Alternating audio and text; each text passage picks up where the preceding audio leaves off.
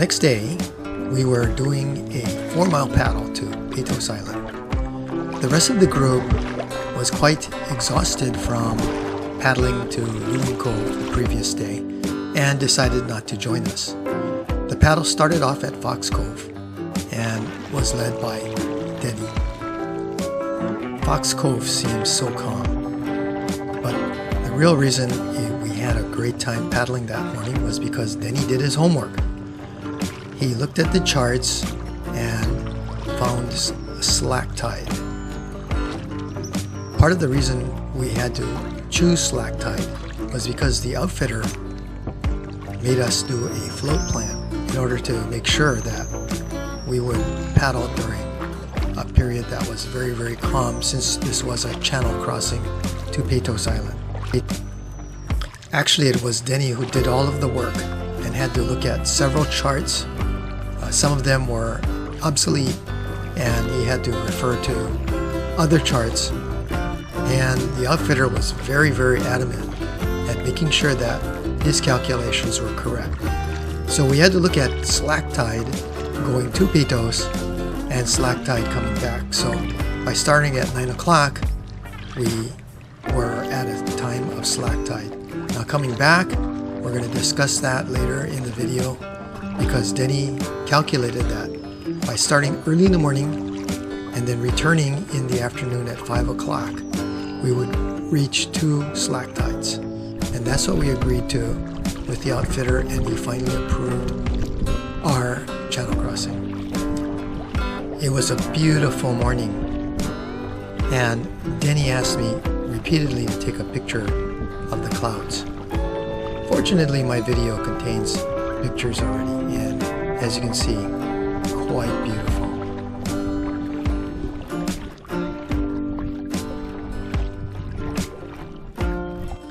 As we turned away from Susha Island, Denny led the way, and we could see a distinct change in the ocean as we crossed over what looked like a current line.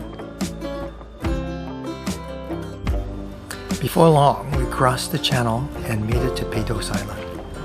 The island looked kind of flat and very similar to Susha, but just not as massive as Susha or even Orcas.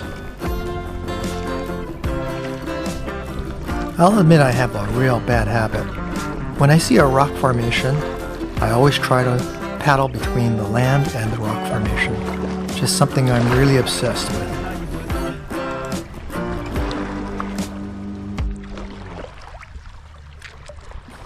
We're now heading westward along Patos Island to Active Cove. And on the left-hand side, we see Little Patos Island and the gap that we paddle through in order to get to Active Cove. Active Cove was one of the most beautiful coves that we had ever seen on our whole trip. And as we approached the beach, it seemed like we had the whole Patos Island to ourselves. Paul and Tim had already landed, and they were already enjoying the sights of Patos Island. Patos Island was named after a duck, actually, Pato, and it was named by Commander Biancio Acala Galeano of the schooner Sutil and Captain Cayetano Valdez y Flores of the Mexicana in 1792. Later, the steamship Active explored the island, and that's who Active Cove and Active Pass were named after. The calm lagoon and the pebble beach made a great landing for our kayaks. One thing we had to remember though is to pull our kayaks way high on the beach because the tides are so extreme. We hung out on the beach for would be a half an hour or so and admired the scenery of the beach and the cove, but soon we were invited to visit the lighthouse.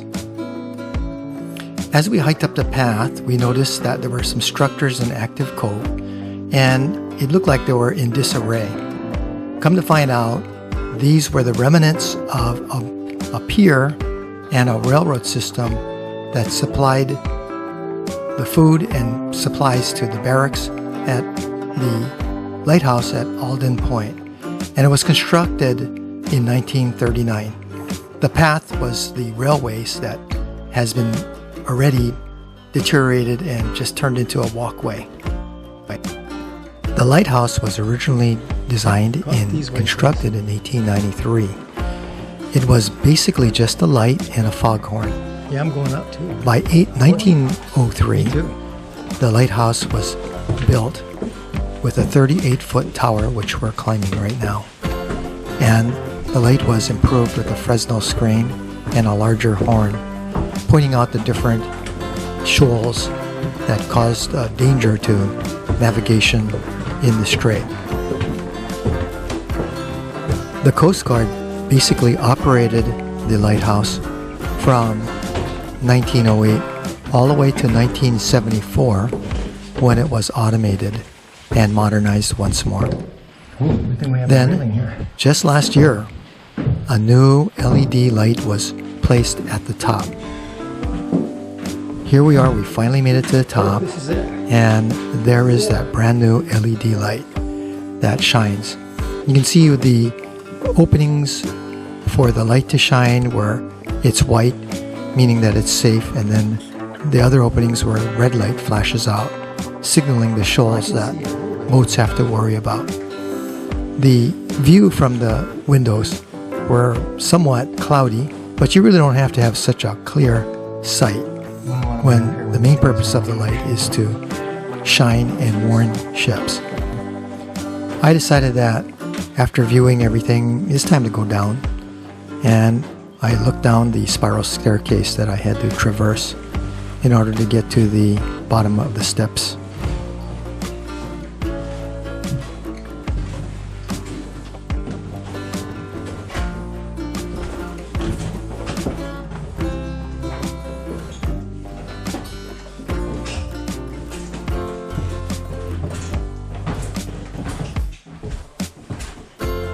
For some reason, it seemed a lot taller than 38 feet, and the steps seemed to go on and on and on. But it ended, and there was the doorway.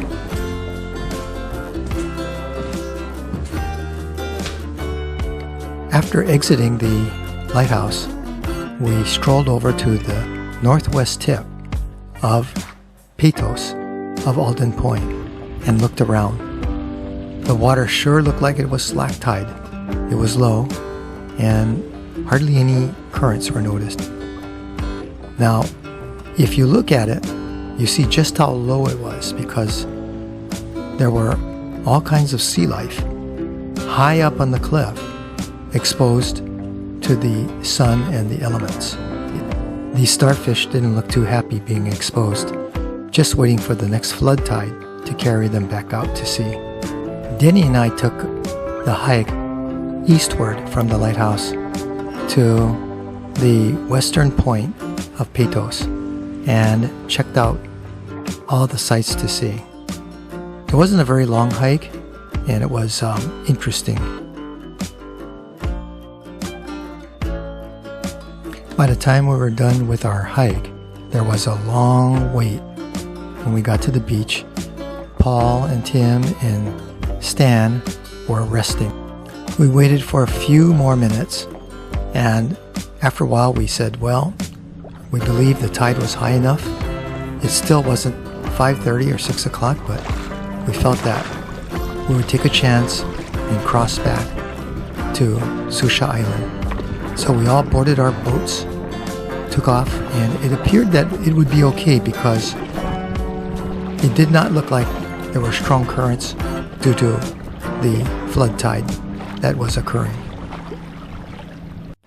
Our path back to Susha was similar to our path to Patos, except in reverse. We hugged the island of Patos along the shore until we reached the channel. Then we began our paddle down the channel back to Susha Island. The paddle in the channel seemed smooth and glassy, and we were wondering if we were going to encounter flood tide currents going north against our paddle. So we were wary of that, and it appeared that we might be actually getting some resistance from currents.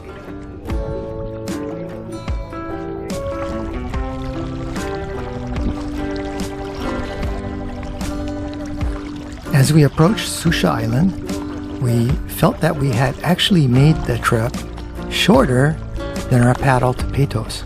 In fact, Denny made the comment that it seemed like we traveled half as long. In other words, we went twice as fast through the channel to get back to Susha. Well, we're about to find out if that's true or not.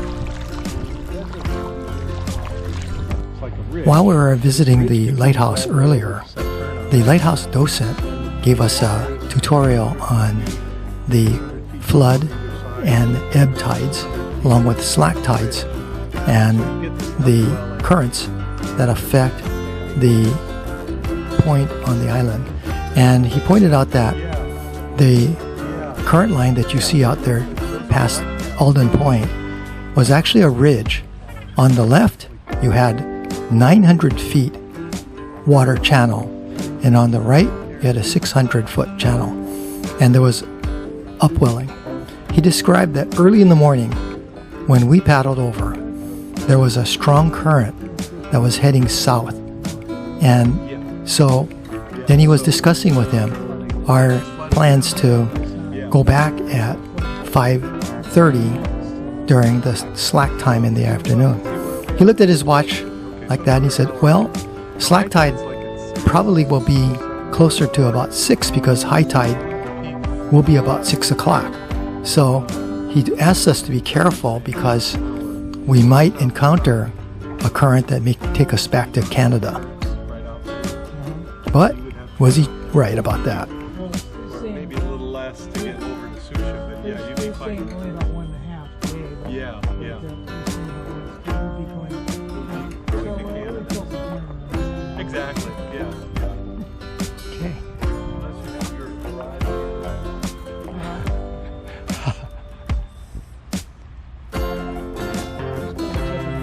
So where's Susha?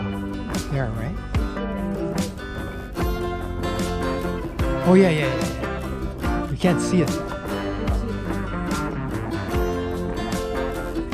Okay, so where?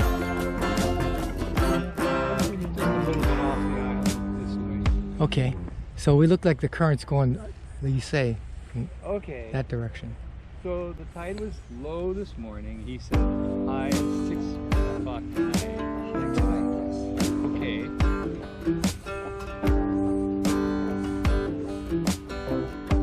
And it's going north. As you can see, Stan pondered what lighthouse docent described to us.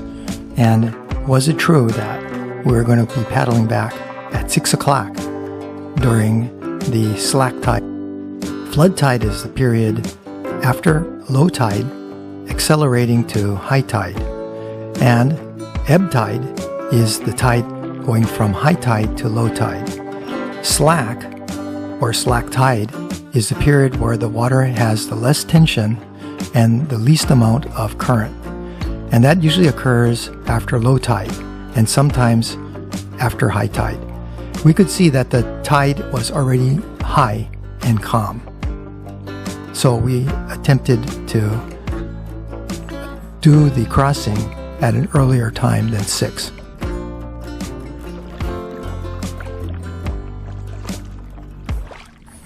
To get a better understanding about which way was faster, going to Patos or coming back, I used the GPS function on my camera to do a speedometer run on the horizontal speed or velocity of our kayaks in each direction.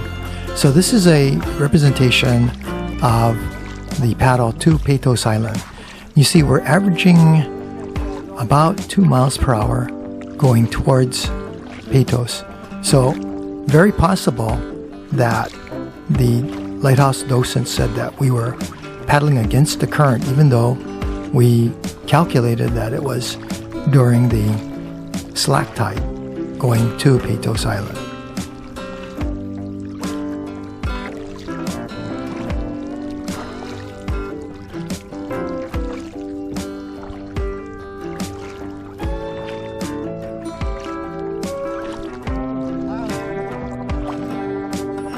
Now in our next clip, we see that as I was paddling back to Susha Island, we're actually going at speeds of about 4 miles per hour vertically.